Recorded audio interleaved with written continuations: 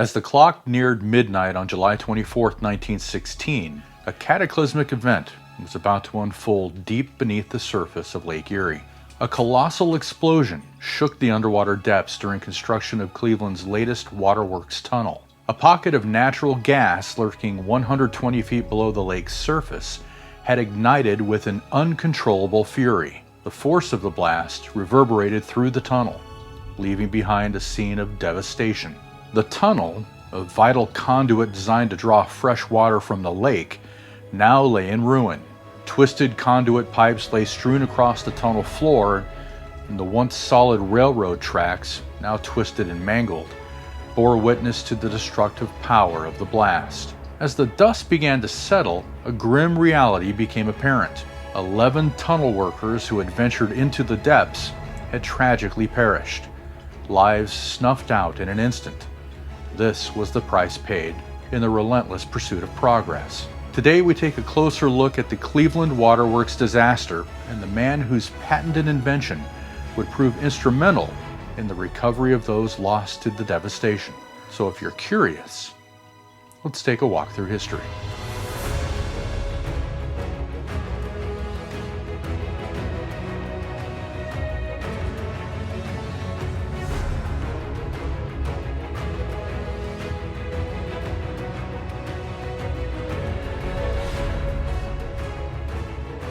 As the evening of July 24th descended upon Cleveland, acting foreman Harry Vokes, a 27-year-old Case Institute graduate, and a work crew of 8 men entered the tunnel. Little did they know that a pocket of natural gas silently seeping from the lake bed was about to transform their lives forever. Somehow the gas ignited, triggering a catastrophic explosion that engulfed Vokes and his crew in an onslaught of mud and debris. News of the disaster sent shockwaves through the city. 2 rescue teams were dispatched into the treacherous depths of the tunnel.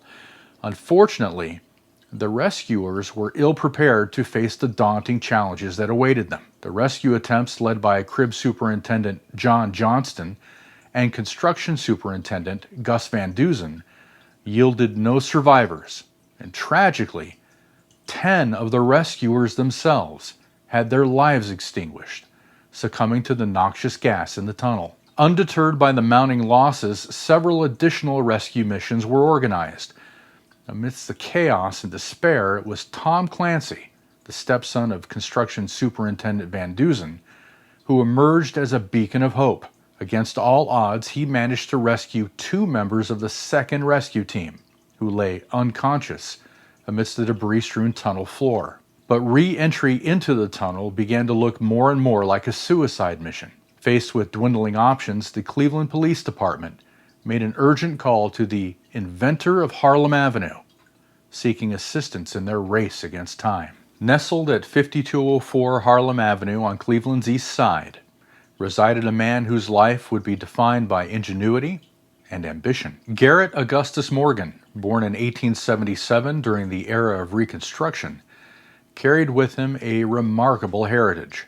His father was the son of Confederate General John Hunt Morgan and an enslaved woman, while his mother, a woman of mixed Native American and black ancestry, was the daughter of a Baptist minister. Despite receiving only a 6th grade education, Morgan possessed keen mechanical genius. He found employment in a textile factory, immersing himself in the inner workings of the machinery, and eventually emerged as the sole African-American adjuster, adept at resolving mechanical issues and enhancing the efficiency of the equipment. At the heart of Morgan's remarkable journey was his groundbreaking invention. Inspired by witnessing the struggles of firefighters battling suffocating smoke, Morgan sought to develop a solution that would protect these brave individuals: the safety hood. In 1914, he achieved a pivotal milestone by securing a patent for his ingenious device, a canvas hood equipped with 2 tubes. Morgan knew carbon monoxide tends to linger at roughly the level of a standing person's head, whereas cleaner air hovers closer to the feet. Morgan's safety hoods covered the entire face and connected to long filtered tubes that dangled low near the ground. As hot smoke and fumes rose in the air, cleaner air below could be breathed more safely, and filtered more effectively through the mask's tubes. Yet despite the brilliance of his creation, Morgan faced immense challenges in convincing others of its value. The era in which he lived was still marred by deep-seated prejudices and racial barriers, making it difficult for him to gain the recognition he deserved. Undeterred, Morgan devised a clever and audacious plan to overcome the bigotry that impeded his success. In a theatrical twist, he hired a white actor to pose as the inventor, while he himself assumed a disguise. Inside a tent filled with noxious smoke, Morgan waited patiently, strapped with his life-saving breathing apparatus. As the actor entertained the intrigued crowd, Morgan emerged from the tent, after nearly a half an hour, unharmed. The astonished audience witnessed firsthand the remarkable efficacy of the safety hood. News of this captivating demonstration spread like wildfire, capturing the attention of the Cleveland Police Department, which led to Morgan being roused at 4 a.m. to assist in the recovery. Morgan quickly sprang into action. Gathering his brother Frank and a group of volunteers, they collected 20 of his life-saving hoods and sped towards the scene. The gravity of the situation weighed heavily upon them as they raced against time to provide aid and rescue those in need. As they arrived at the site, Garrett, Frank, and 2 volunteers wasted no time. Equipped with Morgan's hood, they descended into the depths of the tunnel to retrieve the fallen rescuers. The sight that awaited them was both heartbreaking and awe-inspiring.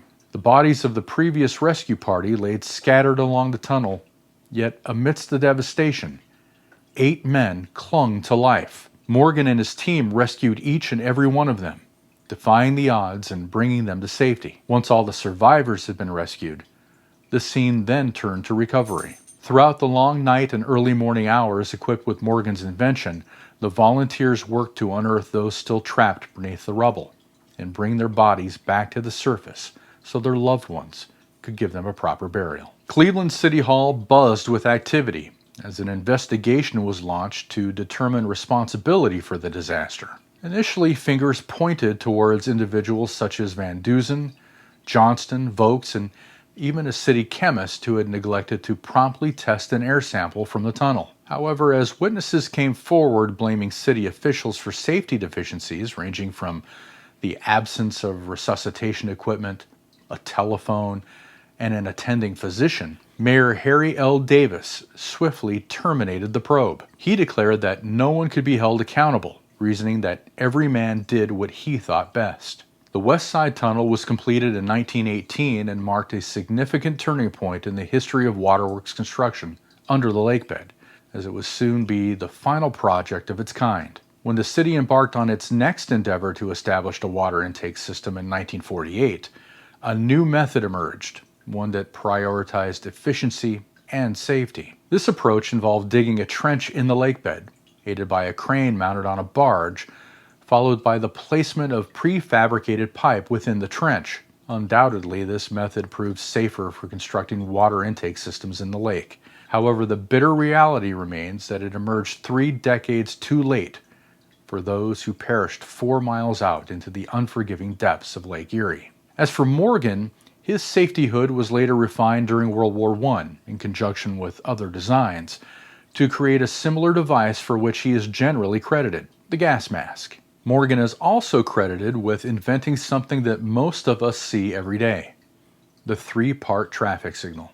As the first black citizen in Cleveland to own a car, Morgan was inspired to improve traffic signals after he witnessed an accident at an intersection. He designed a third option on his signal to give drivers the warning they needed to prepare for traffic to stop. He acquired patents for the 3-way traffic signal in the United States, Canada, and the United Kingdom, and eventually sold the rights to General Electric. Morgan's many other achievements include starting the G.A. Morgan Hair Refining Company and co-founding the Cleveland Association of Colored Men. He even had a children's book based on his life, entitled Red Light, Green Light. He is, however, perhaps best known for his bravery and heroics that night at the Cleveland Waterworks, and for his genius that ultimately saved the lives of several trapped rescuers. Garrett Augustus Morgan died at the Cleveland Clinic on July 27, 1963, after a lingering illness.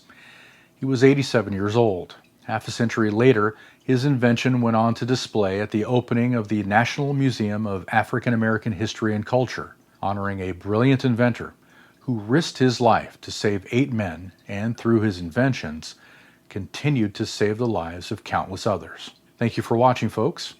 We'll see you next time as we explore more curious history. Take care.